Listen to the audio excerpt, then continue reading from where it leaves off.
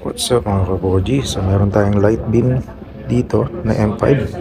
So kinonfigure natin na magbato ng internet dun sa isa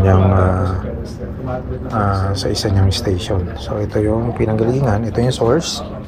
Yan sa LAN, ito pinaka source natin, isang 4G router. Nakalagay lang dyan, naka-plug. Tapos yun yung pinaka isang network niya. Ito. Yan. So ito, naka-connect lang yan. Naka-direct lang po dito sa laptop. Okay? Tapos ito, gumana siya. So naka-DHCP lang. Then, test tayo.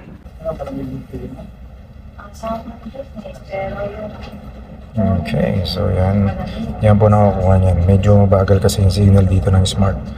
Pero itong data sim is nasa 100 Mbps. So yan, working. Salamat!